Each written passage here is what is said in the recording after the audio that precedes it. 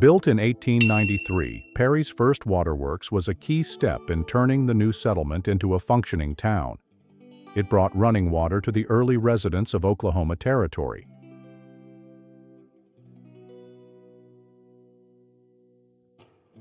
In 1885, settlers make their way across the Gila River near San Carlos, Arizona, using buckboard wagons. The shallow crossing shows the challenges of travel in the rugged Southwest.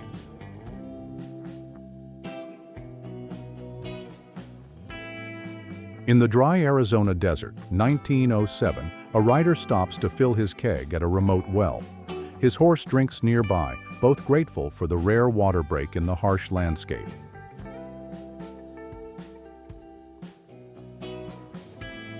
A group of Apache prisoners rests beside the Southern Pacific Tracks in Texas, 1886.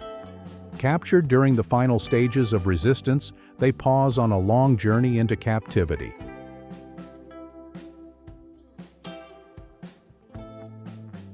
In 1905, Texas, this image shows two typical ways water was transported: by barrel-loaded carts and large clay jars.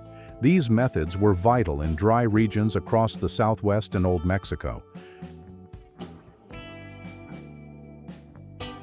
In 1889, a settler scans the open land in Guthrie, Oklahoma, searching for the right lot as the town begins to take shape after the land run.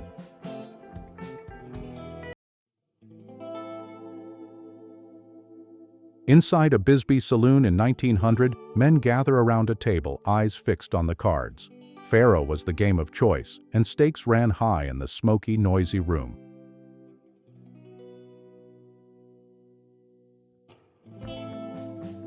Set up soon after the 1889 land run, this was Guthrie's first blacksmith shop.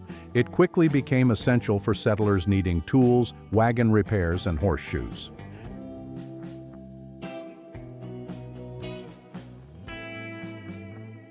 In 1904, California, settlers gather inside a tent as land in a new territory is auctioned.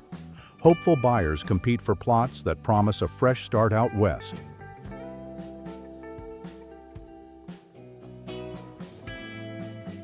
Between 1887 and 1889, men gather around a table at John Doyle's ranch for a game of poker.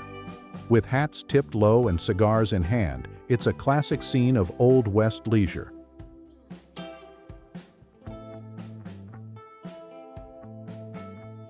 In August 1872, the first house was built on what would become Dodge City.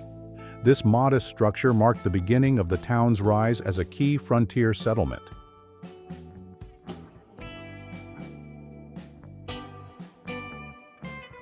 In 1889, the Table Bluff Hotel and Saloon in Humboldt County was a bustling spot. Patrons drink and socialize, reflecting the lively frontier atmosphere of the time.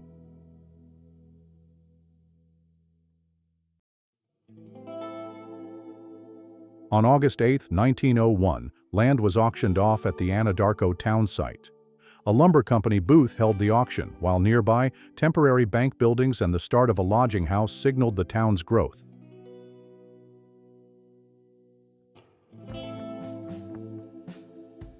This picture shows a family with their covered wagon in Loup Valley, Nebraska during the Great Western Migration in 1886.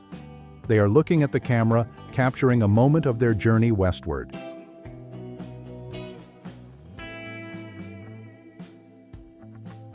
In 1898, workers lay track in Arizona, building a new railroad that would bring the wild frontier closer to the rest of the country, changing the landscape forever.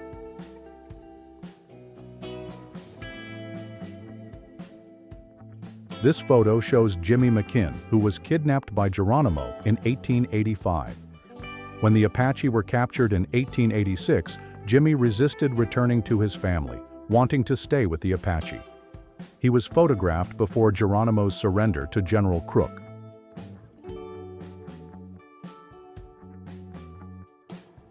At Fort Belknap Reservation in Montana, 1906, a dog is being roasted over a cooking pot in the Gros Ventre camp. The scene reflects the traditional cooking methods of Native American tribes at the time.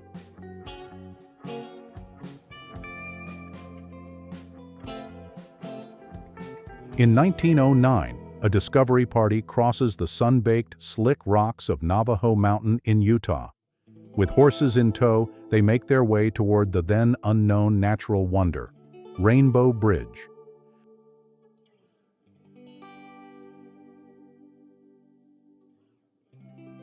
A cowboy with his lasso ready watches the herd on the open range in 1902. In the distance, fellow cowpunchers wait on the horizon as the roundup unfolds on the Sherman Ranch.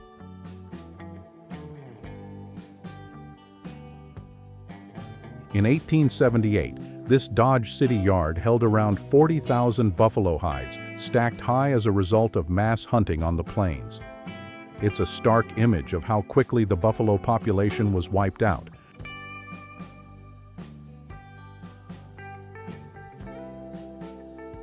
In Montana, cowboys worked together to brand calves on the open range, a dusty, noisy job that was a regular part of ranch life in the American West.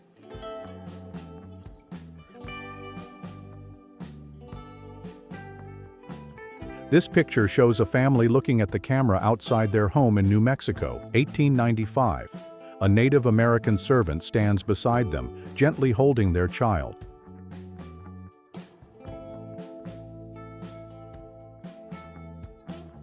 In 1876, Deadwood buzzed with activity as gold seekers flooded the town. Tents, saloons, and makeshift shops lined the muddy streets in this booming frontier settlement.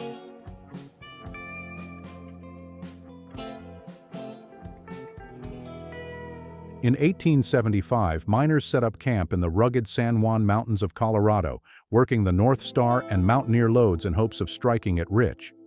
Tents and tools sit among the rocky slopes.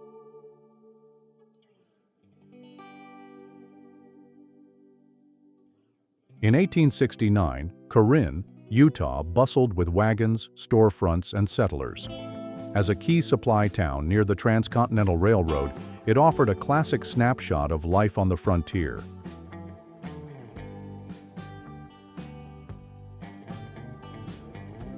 In 1905, Hazen, Nevada, was known for its rowdy saloons and rough establishments, spots where cowboys, drifters, and railroad workers sought drinks, cards, and trouble.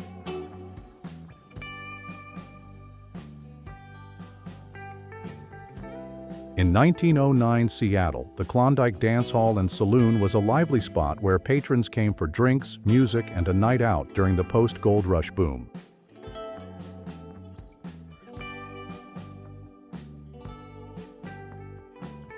In 1895, a teacher and her students pose in front of a simple sod schoolhouse in Woods County, Oklahoma. The structure reflects the early days of education on the frontier.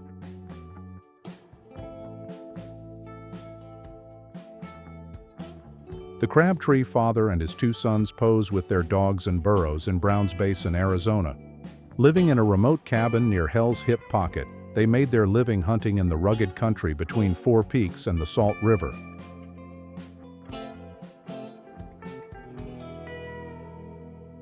In 1861, a young Pony Express rider dashes across the frontier carrying urgent mail. Riding fast and light, these brave couriers connected the coast before the telegraph took over.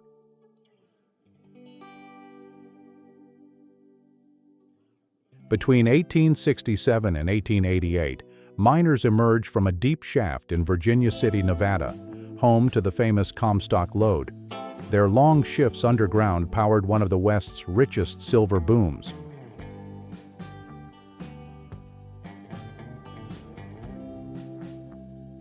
In 1900, Langtree, Texas, Judge Roy Bean ran his notary office out of a simple wooden building that also served as a saloon, dispensing both justice and whiskey in the same room.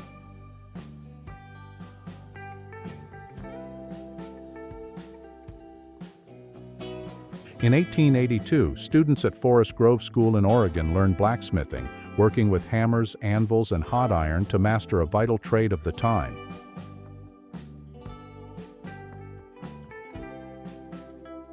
In 1907, a cow serves as a unique mode of transportation, carrying 7 children to school in Okanogan, Washington. The original caption humorously captures the rural charm of the time. Charles Siringo Wright and his partner, possibly W.B. Sayers, posed during their pursuit of the Wild Bunch in 1899 to 1900. In his 1912 book, Siringo changed names to protect identities, adding mystery to the true story behind these Pinkerton agents.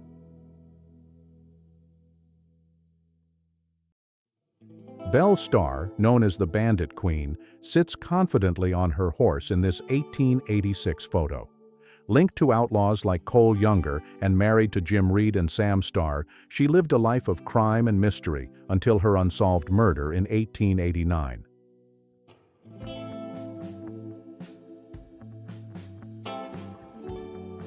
In this rare photo from around 1900, a wagon travels through a mountain pass, likely near the Sierra Nevadas, under the protection of two armed horseback guards. Their presence suggests the passengers were carrying something or someone worth guarding.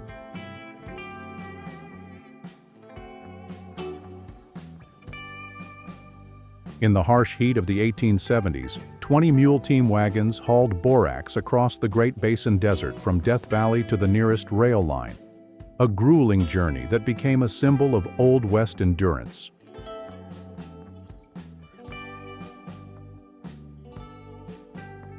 In this iconic 1904 image by Edward Curtis, Navajo riders traveled in quiet formation through the towering cliffs of Canyon de Chelly.